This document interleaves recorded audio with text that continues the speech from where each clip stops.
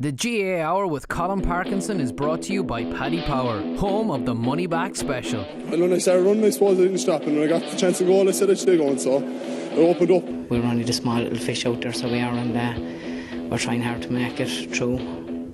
But it's hard to get the breaks when you're the smaller fish. Because I love this county so much, you know, and it's just, I'm delighted that the lads did it for the people I'm over today, because like I'm heartbroken. So Cheddar, we have to start with Laois, because they're one of the two teams in the two games we're previewing this week. I presume you were in Croke Park watching this. You're a little bit critical of the Joe McDonagh Cup. I understand the reasons you're critical, because you want not just to have a competition for the lower tier teams, but also see how they're going to be developed and everything. And we're not going to get back into that again. But tell the truth now, huge Laois crowd in Croke Park, Laois winning in All-Ireland. You're all about the Joe McDonagh Cup now. Well, I'm all about Laois winning. You know, certainly can say that very clearly. Look, you know, a great day for Laois hurling. We'll talk about it a little bit later on. Obviously, they're playing Dublin next weekend. But look, great buzz and, you know, great. You know, when you consider Matthew Whelan has been playing hurling with Laois for a number of years. He's still not an old man. He's still an awful lot to offer Laois hurling. But outside of Shinty, I don't think he played in Croke Park before. You know, and it's you know, just playing there, and particularly playing in front of a crowd like that. I mean, there was a massive crowd, there was great buzz in the place, and there was a great Laois crowd there, Woody. You're absolutely right, a massive Laois crowd. Someone told me there was many from Laois as there was from Kilkenny. Well, I don't know that. That's an exaggeration. If I don't know the numbers, but they certainly made more noise. And look, those things are important. You know, we said this before. You know, winning is important. Your flagship team and the buzz that it creates around the county. And you know, I know on Mondays they spent some time going around to schools. Young people remember that. It might be one visit. They remember it for the rest of their life, and it could be the very reason why a parent or a child takes up hurling in that hurling area of Laois, you know, next year. So they are really, really important. You know, I've never denied that. The other issues, look, they're well documented at this stage. Yeah. We won't revisit that. But that tier competition, to see the Laois hurling team come back to those schools, and I saw some of the videos of the schools, and the cup comes down to the children and they're screaming, and the children all run over to grab the cup. I think it was off Ross King. That can't be underestimated. Like, and the Joe McDonagh gives counties a chance to do that. Yes, no, it cannot be underestimated, Willie. And you know, we need to understand that even in this day and age, that's more important. Look, what's the first thing a child grabs? There was a time we'd be always wanting him to grab his hurley. I'd be always telling the young lads, you know, you need to bring the hurl to bed with you. I remember Jimmy Dial actually used to say that to us, and we were actually adults at the time.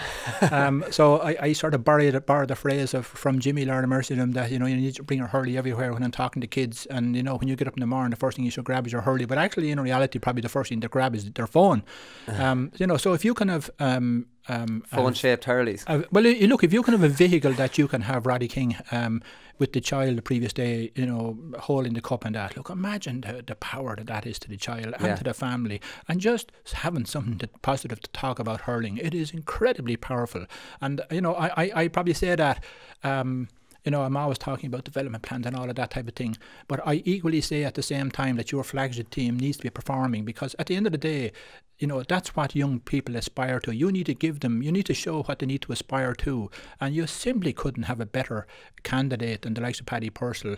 I'd like to compliment him. I thought his words in Croke Park last Sunday, and the fact that he brought up brought up Pat Delaney, who's a Laois hurling legend. You know, it was very, very powerful. But just going back to that point, you couldn't have better people to sell a product than the likes of Roddy King, Paddy Purcell, Matthew, every single one of those players. Those images are incredibly powerful, and the fact that you're doing that in Croke Park, I don't care what the competition is.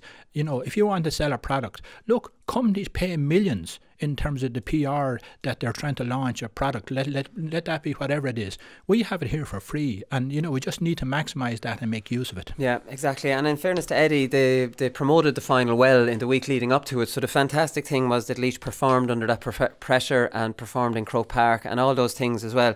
Eddie Brennan's been doing a bit of giving out since that, and he's absolutely right. And Angus Clark has been saying the same thing from Westmeath. So Eddie said it's not giving out about it for the sake of it, but it's a pity in a way away, we're not allowed a proper amount of time to get ready for that match. You have Dublin now get 3 or 4 weeks of sitting, resting, while we have to do that in a week. I'm not whinging about it, just saying it will be a good thing going forward to give us a really good chance. So Angus Clark says the Joe McDonagh is your All-Ireland, if you like, because you're looking towards next year and you're trying to get into the top tier. I think it's unfair that the other team, Cork, has 3 weeks to prepare compared to us.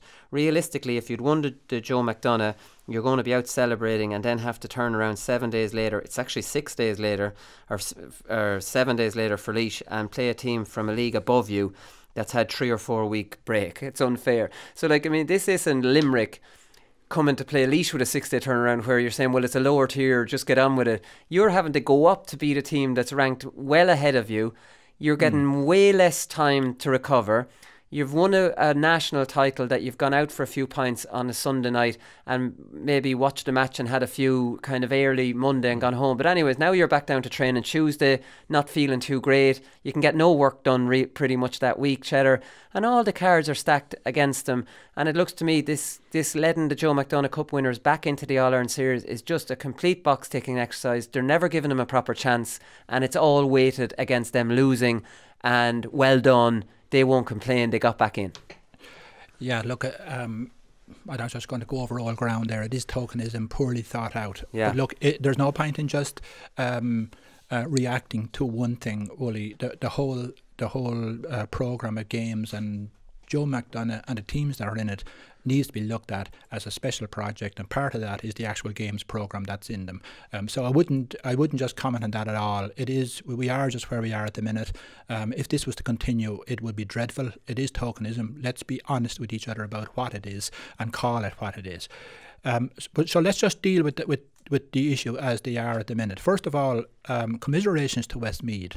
They have fought so hard over the last couple of years and put committed a lot of big people to their team over the last couple of years, and this year made a breakthrough of sorts in terms of getting up to the league next year, and got themselves back into a Joe McDonagh Cup final again, just to open the door to get into the Leinster Championship.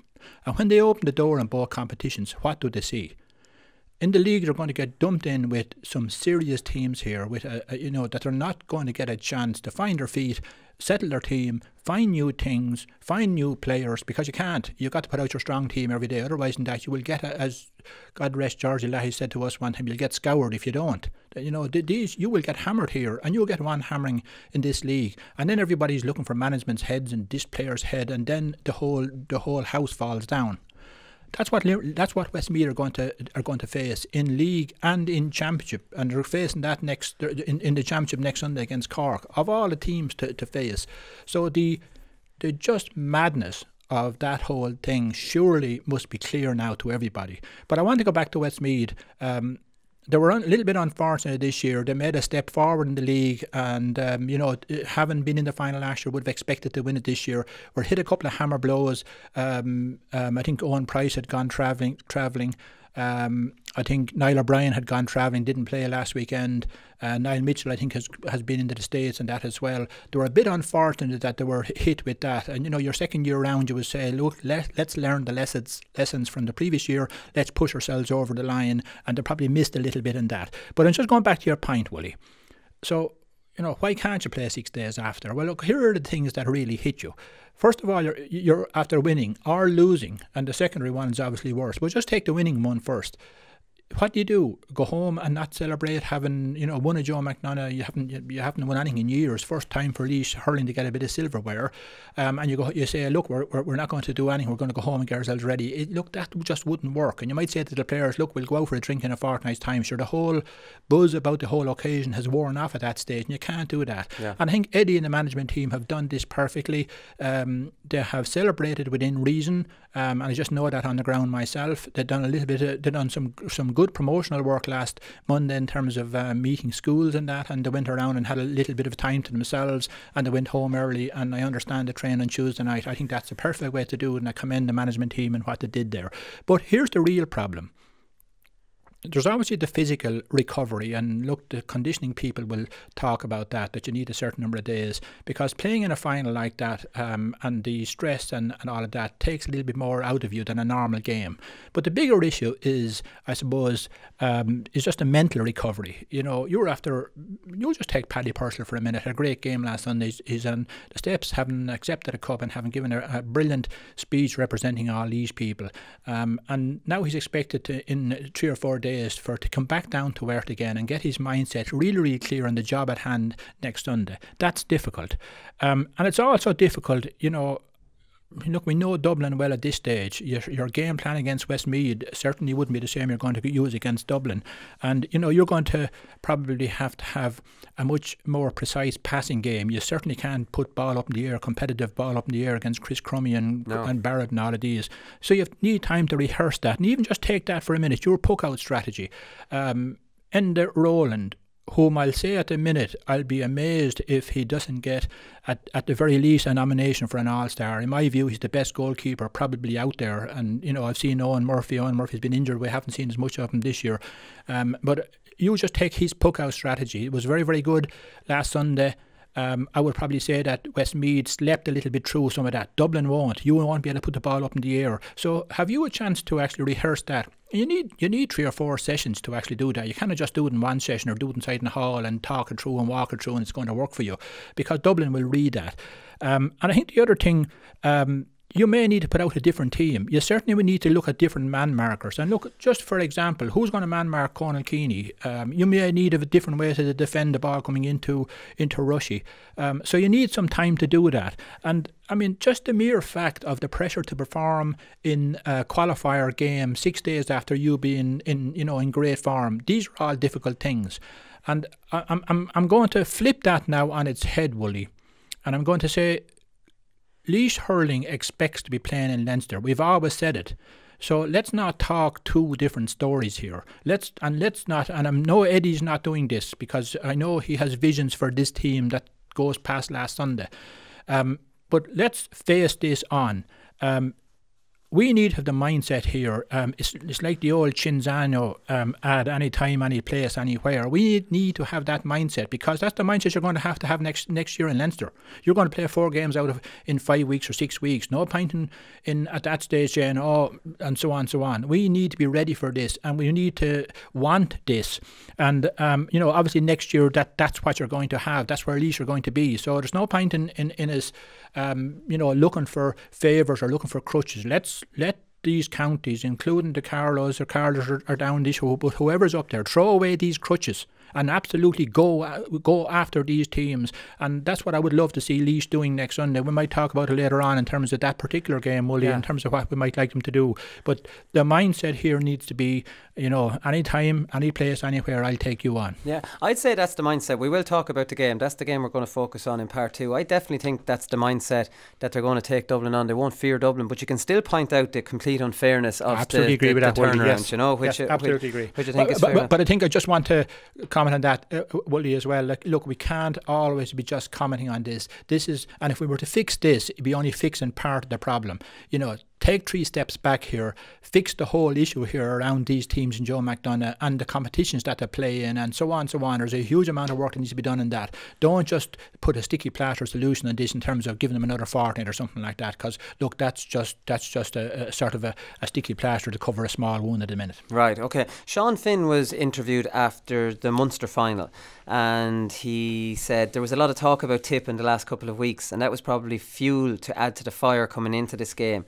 There was talk that they were a new team and we probably didn't get the respect that we deserved. I thought that was an interesting one from him. It's kind of like a siege mentality with Limerick, and we see siege mentalities an awful lot. Like, I mean, Tony Kelly said on the Sunday game with Davy Fitz, that's his complete MO.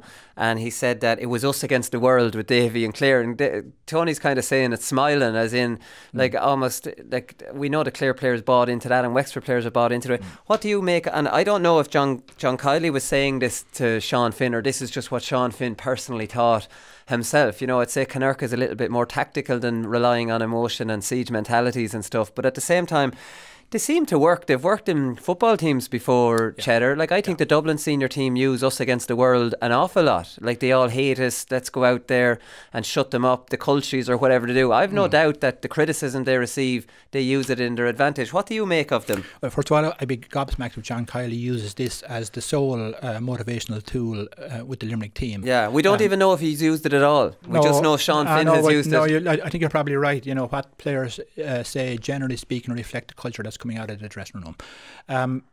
I don't think it can be the only thing, because again, just look at the other side of this. Let's say that's Cork playing Westmeath, and no disrespect to Westmeath here. And the whole motivational ethos in the dressing room is, you know, the world are trying to push it into a corner here, and we need to fight back. But you know, do players really believe that in terms of we're playing Westmeath? And you need to be very, very careful to be able to match and mix the emotional part of it with the instructions. And there's been times in the past when I've got that wrong, and I put my hand up on that. I know we were playing awfully in the championship with Tullamore one time, and at the half time I misjudged it and probably focused a little bit too much on the emotional part of it rather than good instructions about your game plan, about how you need to approach the second half. And it's sometimes difficult to get that. You know, you're just taking, I suppose, a feeling that you have, that you're seeing around the dressing room in terms of driving the team on emotionally or giving good instructions. I'd always prefer the instructions part, but there's times you don't have to do that. Yeah. So I go back to that point, Willie. Look, it cannot be just us against the world. I think it's just a wider aspect of how you would appeal to the emotions of a team. And you do need angry young men in the dressing room. Of course you do. And how you tug at the heartstrings and those type of things, of course you need to do that. Everybody does that. But it's the matching of that, and it's doing it at the right time, and it's doing it intelligently, because you've got 20 or 30 very intelligent men in front of you who know exactly what's going on here. But if you can get all of that right, the instructions, the right instructions about the game plan, the opposition, and so on, with the right amount of emotional motivation at the right time, look, that's the ideal state to be in. But it's difficult to achieve it. So I presume Davy twists the criticism of the sweeper system to the criticism of Wexford, and he uses that. He twists that maybe around to let the Wexford players say that let's prove them wrong, or this is that kind of like a siege mentality that Davy might kind of try to cultivate? Look, you have to give Davy massive credit. He simply does not get enough credit for this particular aspect, and it's not just the one aspect. And let's just look at Davy and Wexford and Kilkenny last Sunday as an example, because here's what I saw. I saw no Wexford player over emotionally charged. So there obviously wasn't a song sang about Wexford's history in the dressing room going out before the match, because I understand that used to be often to be the business years ago. Clearly there was clear instructions on the game plan. But what I think he did do was he looked at Kilkenny and he said, this is nearly like getting into a fight and pick the biggest dog in the fight and bury him first and the rest of them run away. There was nearly a little bit of this, I thought, last Sunday. Davy decided to go along in the air, and particularly from puckouts, down on top of a Kilkenny backline that actually had an extra defender.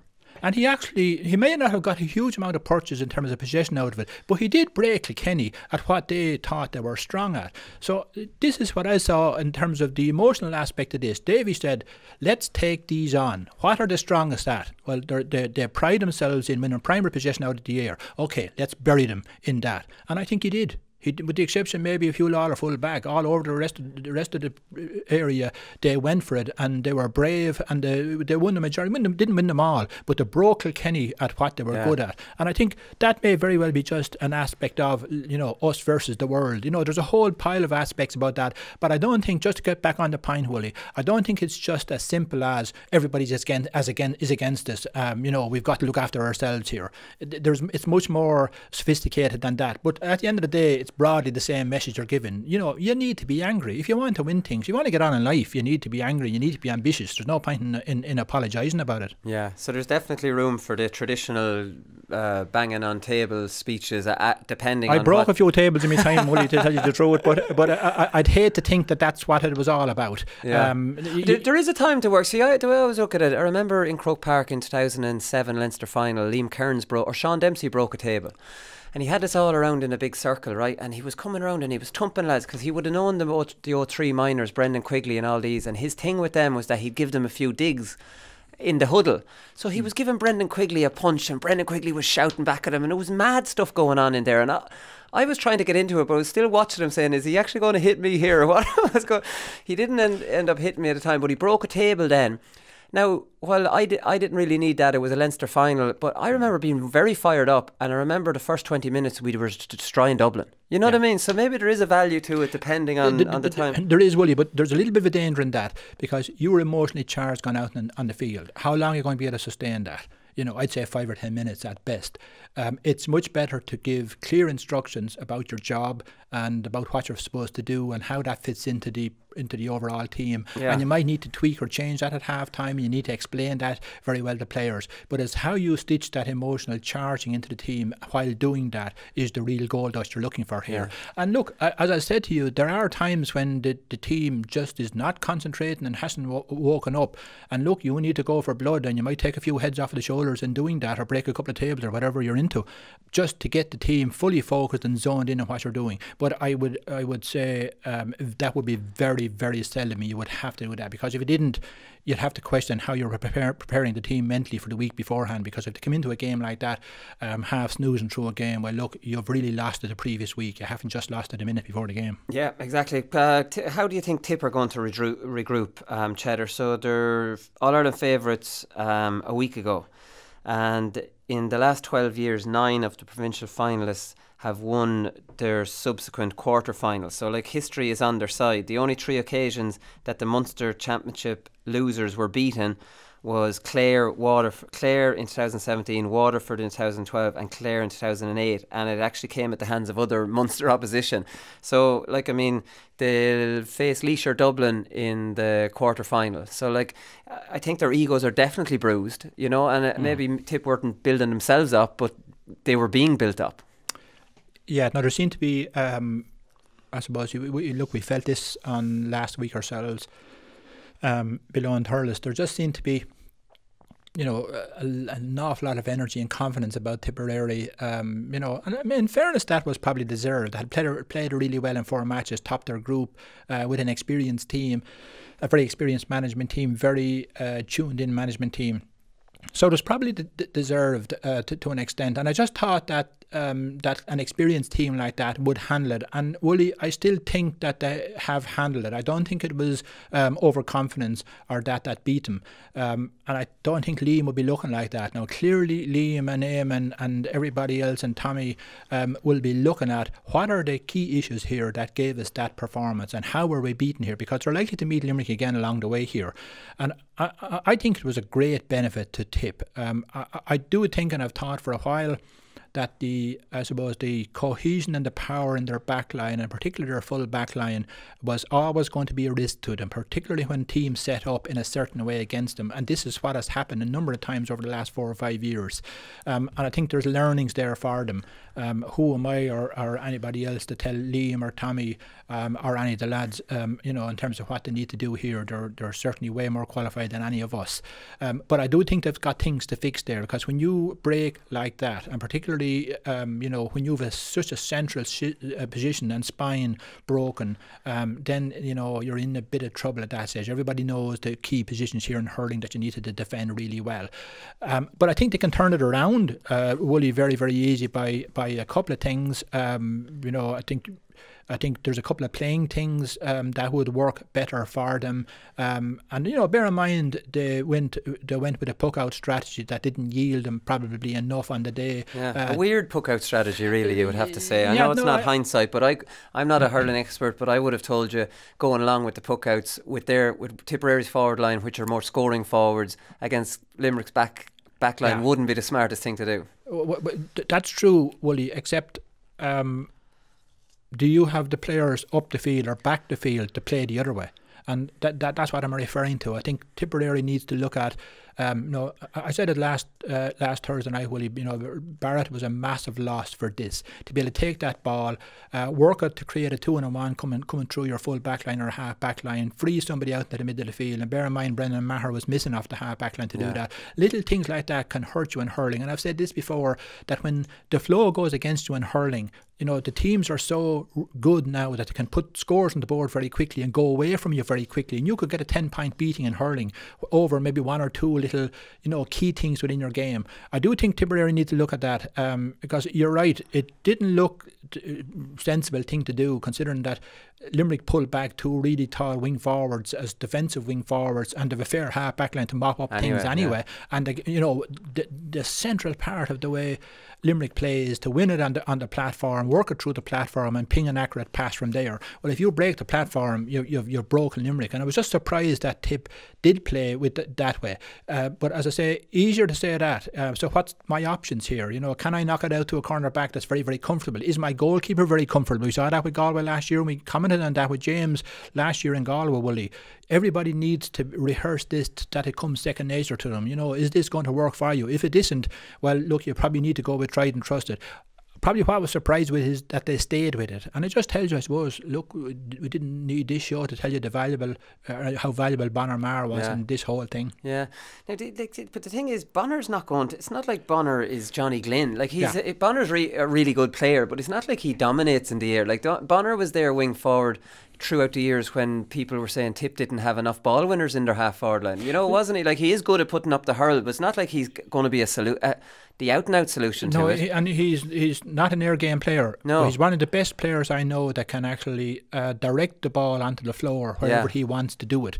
And he does actually. He's not a huge tall man like Johnny Glynn, but he does catch a fair percentage of primary possession. But his ability to be able to knock the ball onto running players coming through, and look, if that's Michael Breen or Noel McGrath, well, then that's danger for you. So I think he was missed in that. But even having said that, I do agree with you. Just doing the same thing and expecting to have something different.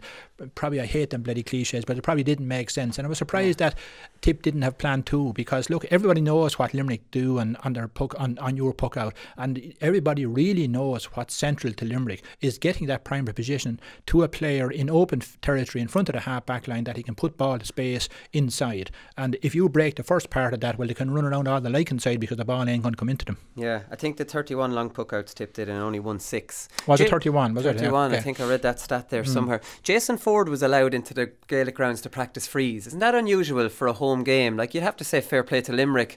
You'd imagine he got permission to go in and do it. But I know if Laois are playing Dublin and Ryan wants to come in, or Tracy wants to come in and practice in a Moore Park, and he rings up the Laois County Board, well, I know what I'd be telling him. I'd be saying, sorry, the pitch is under...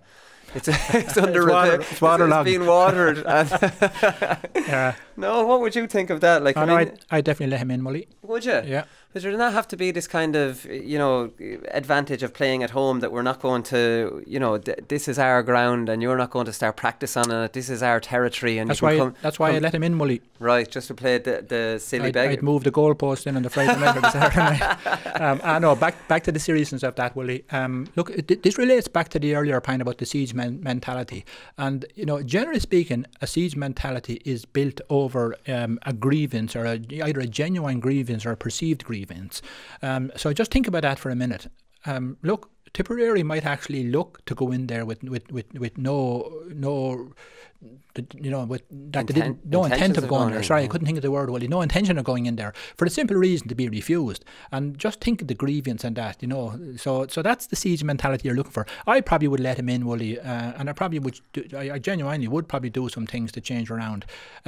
Look, he's looking for his own markers as a free taker. It's not necessarily the post he might be aiming for. He might be looking at different markers around the place. He's certainly setting his own markers about his range and the wind and all of those things. Look, there is value in the free taker going in there. There's no doubt about that. So you could mark in the 2 sidelines and let him think that the pitch is narrower than it was, or whatever. You could change the paint on the goalpost. You could do a whole pile of things if you really wanted to. I'm obviously some of this is tongue in cheek, obviously, Willie, but maybe some of it isn't. Well, I would be more towards the latter, Cheddar.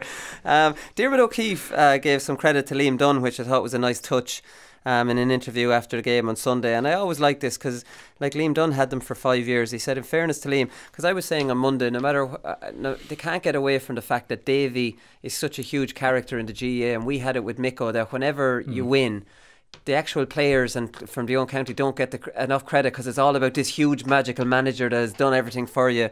But he had the the thoughtfulness to think of Liam Dunn and say, in fairness to Liam, he brought us a hell of a long way in the 5 years we had him. He completely changed the culture that was in the Wexford dressing room. Davy has obviously brought that onto another step again, but between the two lads, they've done Trojan work. I'm delighted for them as well. Like, I mean, I thought that was a nice touch from Diarmuid O'Keefe. Yes, I'm actually delighted that Dee did say that. I know Liam Dunn, and I know the passion he brings to it, and I know his passion as a Wexford person.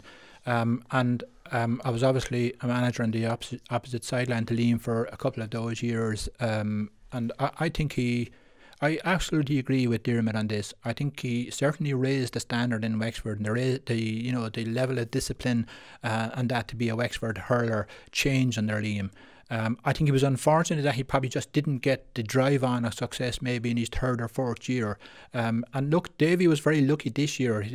Wexford have been on an upward curve this year under Davy for the last 3 years. But sometimes in their third or your fourth year, unless you seek out the improvements and the team agrees with you on this, that there are improvements here that we can gain next year, and that we go after them and seek them out and fight them out and go after them and make them, then the team is on an upward curve. I think Wexford might have been lucky this year, and Davy might have been lucky that they continued on that upward curve. I think Liam definitely improved Wexford massively, and I think what Diarmuid has actually put his finger on is exactly what he did.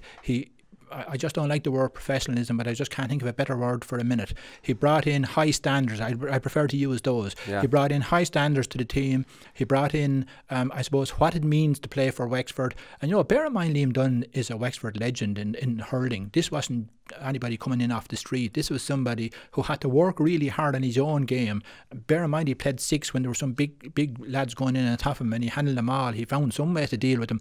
Well, he was a tough hurler, there's no doubt about that.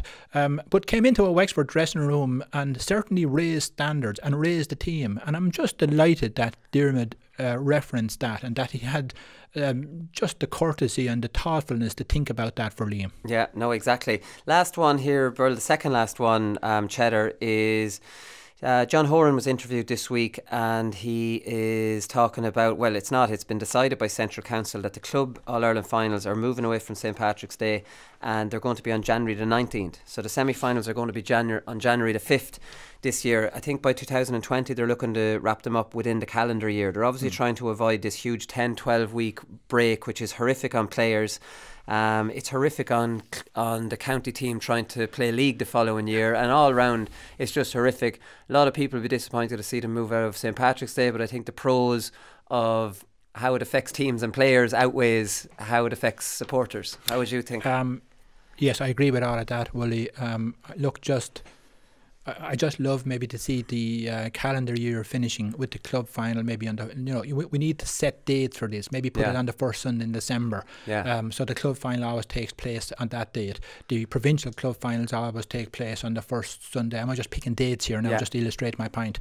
And the All-Ireland takes place on the first Sunday. So as years ago you always said, hurling final first Sunday in December. You didn't even know what date it was on, but you knew what day it was on. So I think that would be great, and I think I'd like to compliment John on that. I'd have great confidence in him, in his ability to be able to move this along, because look, it does impact on a lot of things, and we're back into the bloody politics again. Some counties don't play off their championship until December or something like that, and I understand that that's the reason why it hasn't been brought back, but I think over a year or two, Wooly, I think they might get it right. And I'd love to see the calendar being clearly set out, even just in terms of quadrants or months or whatever way you want to look at it, where the competitions, when the competition starts and it ends. And I would probably suggest that maybe the Paddy's weekend is a very good weekend now for the Fitzgibbon Cup final, for instance, to be played, because that needs to find its proper home as well and not impact on league and all of that. It mightn't work because it might clash with league or something like that. One final thing I would say on it, in looking at all of these things, Wooly, there's no point in just having the calendar and the games programme fitting in the 1 year. That's not the problem. The problem here is, do club players get a meaningful schedule of club games, really good club games, right throughout the year? And that doesn't mean that it needs to take place every Sunday, but you cannot have a 2 or 3 month break in the middle of the summer where they've nothing going on, you're just depending on league or something like that. That needs to be looked at. And look, I was a former manager, and I would probably fight tooth and nail for the opposite of what I'm going to say now, but in the interests of the GAA club player and county player, we've got to look at this, where counties where county players go back into their clubs, even if, I just said this before, even if it's for half the week, where they train twice with the club and twice with the county, we're going to have to bite that bullet sometime to make this work, whereby there's a really good club championship in every county, where players have a meaningful programme of games to play, not just playing 2 at the start of the year and playing another 2 or 3 at the end of the year. Like, that's not realistic. That's not going to encourage players to really train hard and to improve themselves. And that you could integrate the county championships into that as well, league and Leinster and our league and provinces and so on, so on. Yeah, he has a committee actually set up that's doing this as we speak. So it has. I'm looking forward to that, Willie. And I do think that John, understands how this works. And I think he'll push to get this right. It might take him a year or 2 to get there, but I'd be confident that it will be got there. Yeah, he's been progressive so far, and you'd have to say on this committee there's a representation from the Club Players Association, the GPA, and also the third level colleges. So, I mean, if everyone comes out of that meeting and they're all happy, well, then I'm happy. Yeah. I mean, that's basically nothing can come out of that. Come here, before we go start talking about Laois Dublin, you have a charity match this weekend. Oh yes, thanks Wooly for giving me the opportunity there. Yeah, look, there's a charity hurling and camogie game in Camera's GAA Club next Saturday evening at 5 p.m. It's in aid of the Laois branch of Down syndrome. You might just click on their website. You'll see that you're building a field of dreams outside Abbeyleix. I think they're looking at a sort of a working and living environment for residents there. It's a fantastic initiative. I'd really urge everybody just to click on the website and to look at it. It's a charity game. Obviously, it's a fundraising event. Lots of county players are turning up and giving their free time to this. So I'm just going to say that again. Look, it's definitely worth supporting. It's in Camera's GAA Club. I'll even call out the air code to you if you want. The directions are 32. Be hard to find up there in the mountains. R32 AH97. And I'd just say be there and support a really, really brilliant initiative. It's a brilliant initiative. And some of the big names you have there, is this going to be one team against the rest of Ireland, or a mix of different players? Well, we're looking at, I suppose this is Harlem Globetrotter stuff at the minute. And obviously you have to, there's, players have lots of things going on in their lives and that you have to really wait until see. But at the minute, and bearing in mind last weekend, we're looking at Laois All-Stars versus the rest of the world All-Stars. Lots of county players are turning up, and I'm very thankful for him for giving that support. Yeah, disappointed I didn't get a shout out for this, Cheddar, this small ball game. I could have come in corner back for you there. We're just trying to find a role for you, Wooly, to tell you the truth. So don't give up on that yet. All right, we'll come back and we'll look at the Dublin Laois match.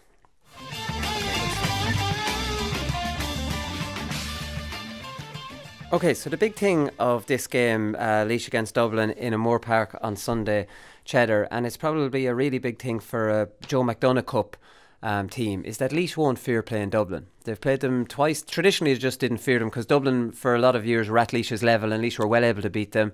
And they've kind of gone ahead of Laois now. But even in the 2 games this year, the Dublin beat Laois in the Walsh Cup 118 to 116, just by 2 points.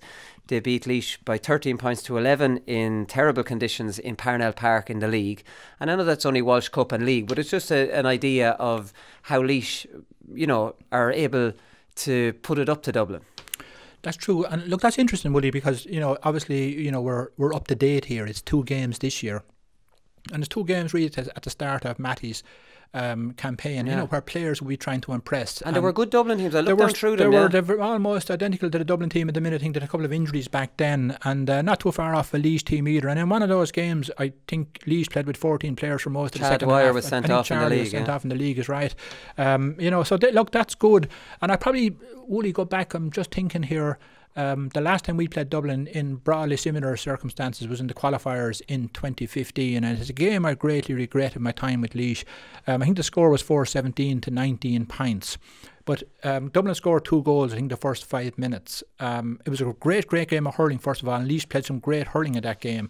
I think Mark Schutte, I think he scored 2 of them actually. I'm surprised actually now that I mentioned him that he's not back in with the current Dublin team, because he had a fantastic air game going. If you remember his game against Kilkenny and Portlaoise, actually now that I say it, he seems to love Portlaoise. But anyway, that day he scored 2 goals in the first 5 minutes, and Laois came back and levelled and played some great hurling.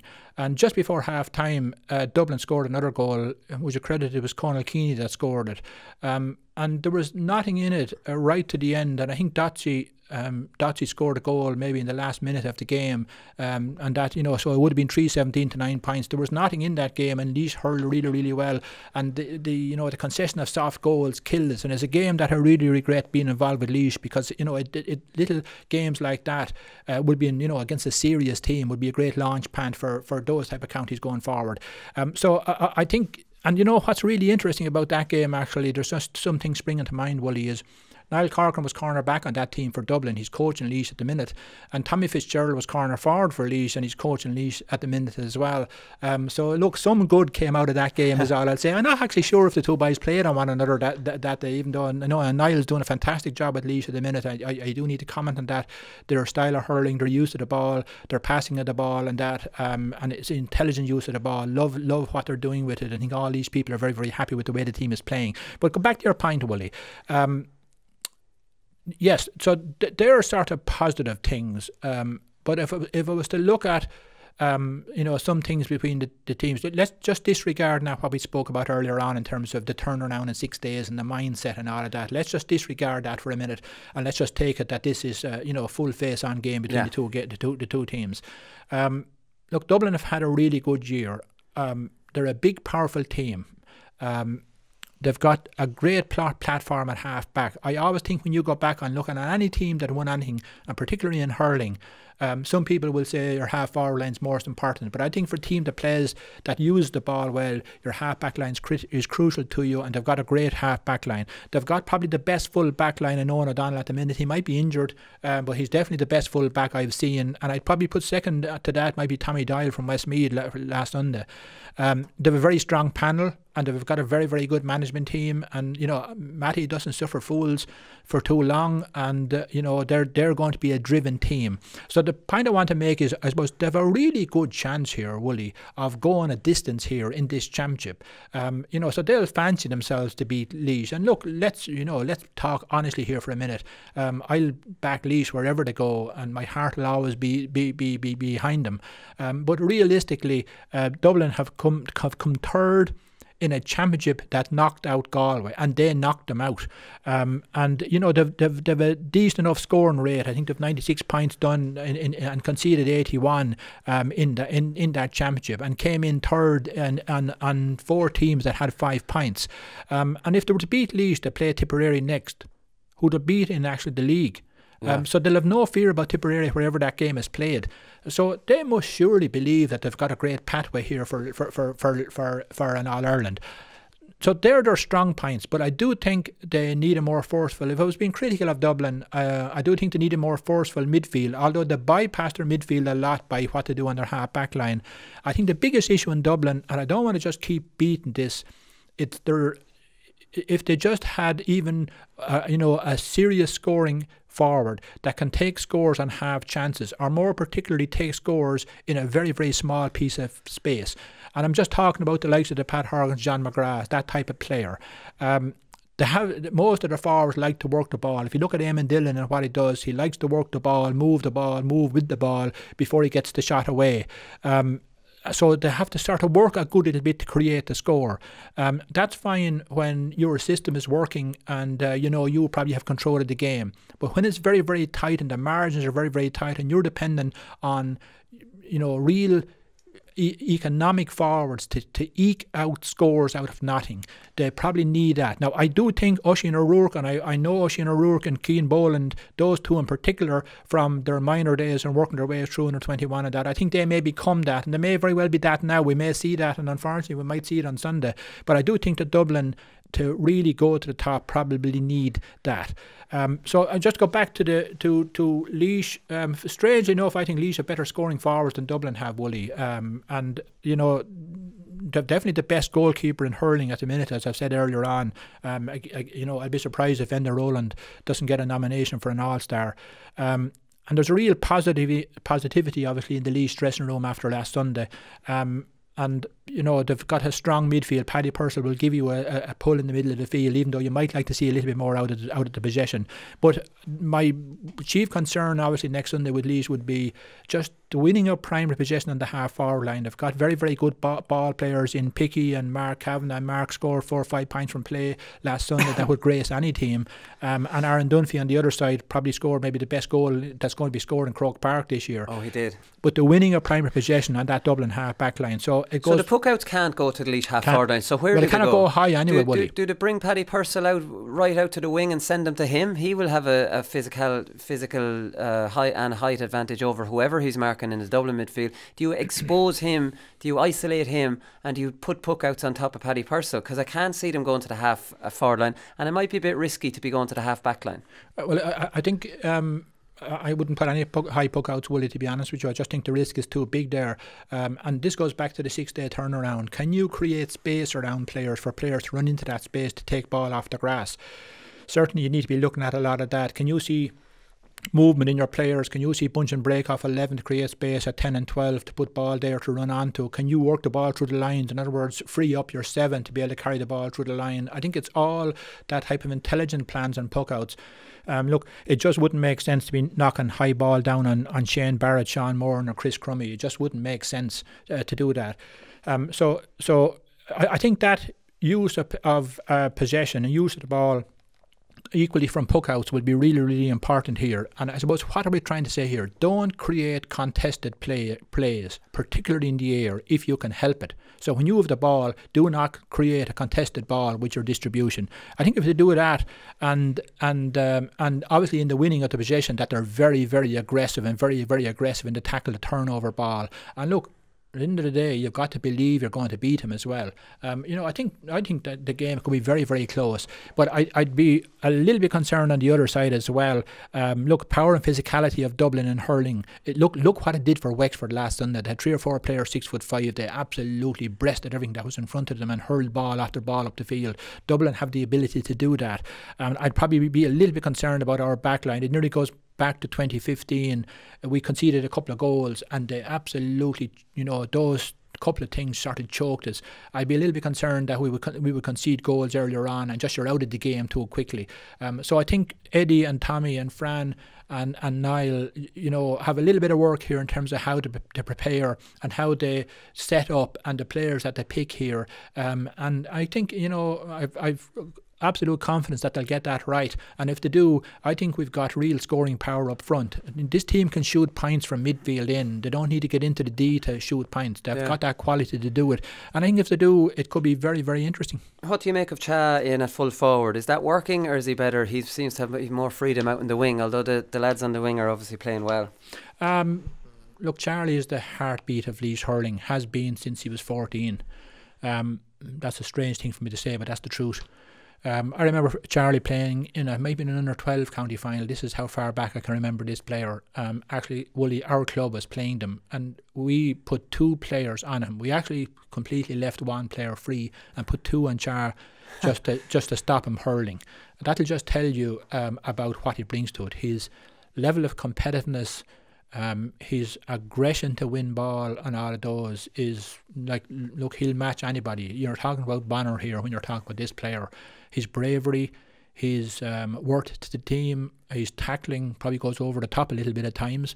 You know, so that's what. So you have to maybe ask the point that, look, if we don't have that aggression on our half-back line to win possession or to win breaking ball possession and to be able to feed players, you know, is he better out there than inside? Now, obviously, the lads wanted to take on Tommy Dial last Sunday, and, you know, to an extent it worked, but his probably best place is out there where he's a little bit of room to really go at the opposition, and he will go at you. There is no reverse gear in Charlie Dwyer. If the ball is there, that's tough. If you're in his way, that's tough too. He will go for it. And look, every team needs that type of player, and probably coming from a little bit deeper out gives him another opportunity to do that. But he's also a very accurate player. You know, and going back to that year, maybe in 2014 or 15 against Offaly, he shot 5 points from play. You know, he has that in his locker as well. So look, he's a very important player to the team and is very, very fit at the minute. You know, I think how they use him on Sunday and how Eddie uses him on Sunday will be important. Yeah, and Eddie has been flexible, I suppose, in how he's been using all of them. Yes, he has. You're not really sure. Dublin won't be sure what way Laois are going to line out, which is important. Mark Havaney, imagine, will get some joy as that roving number 11, probably off Sean Moran, who will drop off him. So how do you see the Laois matchups? Matthew Whelan looks like the right one that's going to pick up Liam Rush, and Mullaney on Conal Keeney, right? Yes, although strangely Dublin the last time didn't play a Rush as an out-and-out 14, and that caused Galway. I thought Matty got that really, really well. Now, I'd have liked to be at the match to really see it, but he certainly didn't. You know, they forced the Galway full back out of his normal position by just moving players. Yeah, exactly, Dahi Burke. Yeah, and you know that upsets teams.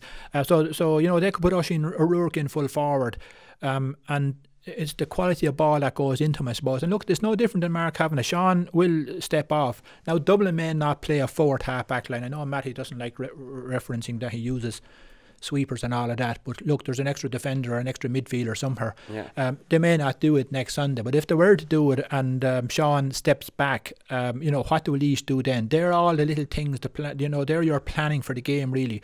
You need to go through the what ifs. What if Dublin do bring somebody back, to bring Hendricken back or put him in as a wing back, and they allow Sean Moran just to mop up ball and then to I suppose put quality ball up the field to forwards and that.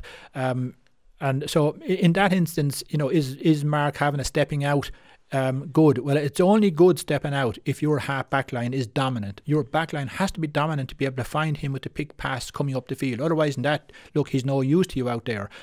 So, you know, if he's no use to you out there, then he needs to become a massive winner of possession, tackler, all of those things. And, you know, that mightn't be Mark's game as such. Yeah. So look, do find him though, don't they? They do, of course they do. Absolutely, sure. No different than finding Noel McGrath. Mark Kavanagh is Noel McGrath, is Bubbles. He'll put ball over all day. He did him last Sunday. You know, so the game plan working around him really, really works. But it only really works if your defence, and particularly your half back line, is utterly dominant. And you know, the half back line may have a huge amount of under pressure anyway. You could have Sutcliffe in centre forward, as he has played in some games, on Ryan Mullaney, and you know his mobility around the field is massive. And you know, Ryan's able to get on enough ball to go front foot to pick out Mark Kavanagh. Or the other side, you could have Conal Keeney and Podge, who's a very young player, and you know, he's bullying Podge in the right way, I mean, and Podge and the hell on the ball then to be able to pick the precise pass to Mark Kavanagh. Well, then Mark Kavanagh is not the threat that you want him to be. So I just think that there's knock-on effects all over the place here in the way you set up, and the way Laois set up against Westmeath may not be Dublin. Look, you've got to be honest about this as well. You know, Laois always expect to beat Westmeath. We did last Sunday. Our ambitions is to play in Leinster, and we're going to face that down. Laois Hurling's going to face that down, and they should. But that starts next Sunday on this type of player. So the thinking and the game planning that you would have against Westmeath simply wouldn't be enough. And so I would expect to see Laois playing, setting up a little bit different and playing a little bit different against Dublin. And that would be the same if you're playing Cork or somebody else. You set up another little bit different just to do that. You need to neutralise their strong points and try and emphasise your own strong points to win games. Yeah, you can see a few sparks flying, I'd say, because there'll be a huge Laois crowd there on Sunday, because there was a huge Laois crowd in Croke Park. Now we have a home game. You'd imagine the message is to let Dublin know they've arrived in Moore Park. Would it be at the start of the game? No, will you look? That should always be our message. You know, I'm assuming you're talking about the physicality and the aggression levels and all of that. That should never change, and you certainly shouldn't go into a team like Dublin. I mean, you'd be very foolish to come in and have the mentality, look, we're Laois countrymen here, and these are townies come down from Dublin, and we're going to bury into them and we'll run them. Look, that doesn't work anymore. Every Dublin player, look at Chris Crummy after the match against Galway, and look at the muscle definition in that man. Do you think he's going to walk away from getting a couple of slaps? I think that only just affects your own team, Willie, to be honest with you. Look, you do have to play hard. This is a warrior game. This is tough stuff. When you're in around Bonner or any of these players or Diarmuid O'Sullivan in the past, or go back a little bit further to Pa Dillon, full back from Wexford. There's a great picture on the paper if anybody, or on the Google if anybody wants to look at it. These were seriously hard, tough men, and Laois had pucks at them as well in their own time. But going out in a game like this and trying to force your physicality on a team without being able to back it up with hurling would be very silly, and I'd be gobsmacked if Eddie was going along or Niall would be going along that route. Of course you've got to compete. Of course you've got to be aggressive. But you need to be aggressive in every game. That needs to be a consistent part of every part of your game. And I don't think, I don't think Laois would be focusing in on that, because if they do, you're going to get beaten. Yeah. Laois's ability to score goals, just to finish up, the 15 goals in 5 games, and obviously our manager was no stranger to scoring goals himself. So, that's no surprise. I suppose even Bergen's goal, I didn't think there was even a goal on there. The message must be to go for it if it's on. I think this is what I'm saying, Wooly, and I've said this a number of years ago. I certainly remember saying this after the match below Clare, that I actually thought that the players that were to come on here, their technical ability is really, really brilliant. Aaron Dunphy, Stephen Bergen, Roddy, I'm delighted to see Roddy back. All these players have very, very high technical ability to create a space for themselves to take the score, and they will smell when the goal is on. Incidentally, it brings me back to something in the second game, Wooly, because I wonder, in the second game between Galway or between Kilkenny and Wexford, had Kilkenny just a need to go for goals the whole time? Yeah. Because I was just amazed with some of the decision making that they did right throughout the game. And this was earlier on. I mean, some people were giving out about Canis Fogarty towards the end of the game, that the point was there to be taken. But even if you think TJ is free, there was obviously planning, some sort of mental planning with Kilkenny, that we get a couple of goals here against Wexford and they can have all the plans they like, or all their 6'5" players they like, we'll bury them. And it looked like that. So I'm just going back to the point, Wooly, that good forwards, I suppose, they always know the right decision. Really good forwards know the right decision. That's what makes them good. And if the smelling opportunity is on, they just go for it, and they will go for it, and there's no half measures here. And look, in fairness to Stephen, it was an important goal. Laois were tipping along, never looked like losing the game, looked to be a far superior technical team than Westmeath, and yet there was only a couple of points in it. At the 50th minute, I think there was only 3 points in it. Laois finished very strongly, and some of the subs that come on, really was going to make it difficult for the lads to drop them on Sunday.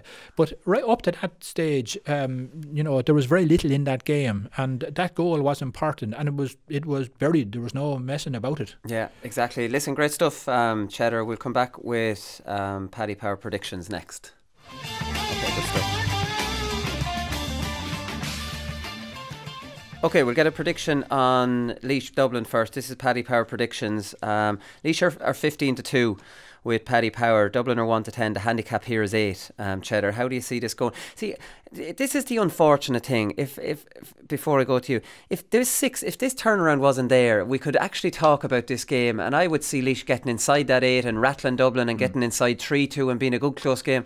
I can't get the actual fact that Laois are being seriously disadvantaged out of my thinking here. You know what I mean? It's just so unfair to ask them to do what they're asking them to do, and to try and beat a team as good as Dublin with the odds stacked against them.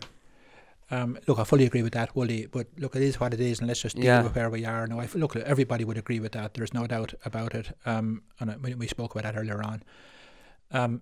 Look, Dublin probably have an opportunity of getting into an All-Ireland final, Wooly. I just think of the quality of the game in the Leinster final. I think Dublin probably would have won that if they were there, to be honest with you. So the challenge is massive for Laois, and I suppose if I was to separate the two, I would think that the power plays that the top teams are able to play, in other words, their aggression to win the ball, and at the same time sprint front foot, and at the same time take a tackle, break that tackle, get out into open field and deliver, make a good decision and deliver a good ball. To execute all of those things in a series of plays is what you need at this level.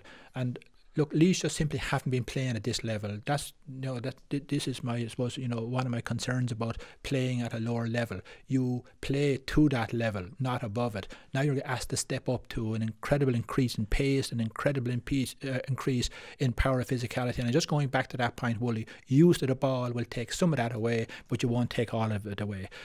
So I think it's a huge challenge for Laois for a whole lot of reasons, and principally for the one you've just spoken about. And it's also a great opportunity, Wooly, and players will go for that. And having said all of that, and pointing out the challenge that faces to them, Laois ain't going to be beaten. By Cheddar, by get in there. Might get you to make an old speech to them there over satellite or something into the dressing room. The other one is I'm going to. I think the smart money is on Dublin, and I would give Laois an outside chance of winning this if they got the 2-week lead in. I'd go fancy for Dublin. That's not saying I would bet against Laois, but I will tip against them. The other one is Westmeath Cork, Cheddar. This Cork are very short odds here. The handicap here is 15. Westmeath are demoralised. They've lost out 2 years in a row. Again, all the same things. Cork are sitting in the long grass in a positive mood after staying in the All-Ireland when they could have gone out. Aidan Walsh is out for Cork, which I don't know in the long run could be a blessing in disguise because Conor Lehan will get back in. You'd imagine Lehan will start in the corner. I don't see why Cork just don't let him go wherever he wants on the field and leave Cadigan and Horgan inside. You'd imagine the 15 could be under threat here, Cheddar. I saw Joe Quaid say, I'd be interested to hear what you think of this. Now, I'm a realist and Joe Quaid is a realist, right? So Joe Quaid says, let's call a spade a spade. We'll probably be out of the championship this time next week, right? Now, I love realism. But at the same time, I don't think Joe should have said that. And I don't think he should have said it because they're in Division 1 next year in the league playing these teams. So is he going to say that to them before all those games? Yes. Or does he have to tell his team that we are at home, Cusack Park, we go out and beat them? Even if he doesn't believe it, he has to tell them that. Or else, what kind of a message can he say in every league game next year? So I hate criticising someone being frank and honest, but at times, sometimes a manager might need to tell a little white lie because that's not the message he should be given to his players. I'd take it a stage further than that, Willie. I never believe in telling white lies. I do believe it. And you shouldn't be there if you don't. Yeah. I mean, why would you bring your team into a cauldron like that and not believe that you can pull something out of the bag to confuse the opposition enough and having a go off with them? And I was surprised at Joe, but I can understand Willie as well. First of all, you've got to give Joe great credit for keeping the cohesion and unity in Westmeath this year with a change of management and getting them back and getting them up to the division. Give Joe great credit for that. Yeah. And bear in mind, these comments were after a very painful loss and that, and sometimes you just mightn't have time to think through what you want to say on that. I think Joe is a very positive person anyway, and I think he'll be building up Westmeath this week. But just based purely on what we know and the evidence of what we know, look, read between the lines. Cork would have liked to win another Munster final, but didn't mind that they didn't, provided that their pathway to win an All-Ireland is clear. And I think a number of them have said that we've wanting on our mind winning an All-Ireland. They didn't see a Munster final as a stepping stone to that. So they are going to be gunning for this, and they're going to see Westmeath as the opportunity to, I suppose, speed test what they want to do in terms of the next match and that, and there'll be no mercy shown here whatsoever. Bear in mind though, Willie, that the last couple of years Westmeath have acquitted themselves well, went down to Tipperary into Thurles and actually performed quite strongly there, and some of those players came away with great credit, and I would really wish them luck in this because these are tough things to face down. There's no doubt about that. I think they've been very unfortunate. I don't think Owen Price is back to fitness. I know Owen Price is a human dynamo up and down the field. Didn't show it when he came on last Sunday. They're missing Niall O'Brien, who even at college's level has proven himself. He probably would get on if it's given Cup Team of the Year for the last couple of years. And Mitchell, who was a good primary possession winner, I think he's gone to the States or somewhere. He's gone to the world or somewhere like that anyway. So it's unfortunate that they're playing Cork, missing a couple of key players. And we know ourselves, we're only a step ahead of some of these counties at the minute, and we know what missing a couple of players can do for you, particularly against these top teams. And there will be no mercy here, because there can't be. You may very well have, you mentioned Aidan Walsh is missing and somebody's going to replace him. Well, here's, what's John Myler going to be saying to that player? He's going to say to him, look, tough on Aidan, he's after getting injured here. This is your chance. If you want a jersey the next day, here's your chance. And so do you think that player is going to show any respect or anything like that, or any mercy is the word I want to look for, Willie, against Westmeath? No, they're not. It's a tough one, and they're after obviously coming back from a second loss off the Joe McDonagh. It's a very, very tough one for them, and I really would love to see them getting a performance and coming back up that road, having got something out of that and being able to face the league next year with some confidence. Yeah, do you think they'll beat the 15? Do you think there'll be more than in it? Do you think this could be a bit of a beating handed out? I think if it's early on, I didn't see enough last Sunday, I suppose, from Westmeath to suggest that they'll be able to keep it there. But look, I'd love to see them getting their backs to the wall and fighting like animals and seeing where that gets them. I'd love to see them do that, and it'd give me the greatest of pleasure to see that on Monday that's what they've done. Yeah, okay, brilliant stuff, Cheddar. Right, listen, that's all we've time for. We'll be back on Monday. Well, I might do a show on Monday. It depends how the results go on Sunday. If Laois and Westmeath can get close and we have some talking points, we'll do a show. If we have to keep our heads down, Cheddar, we won't do a show. Willie, you're one of the non-believers here. Right, so we might be back on Monday, we might not, but we'll talk to you then. We'll definitely be back the following Thursday.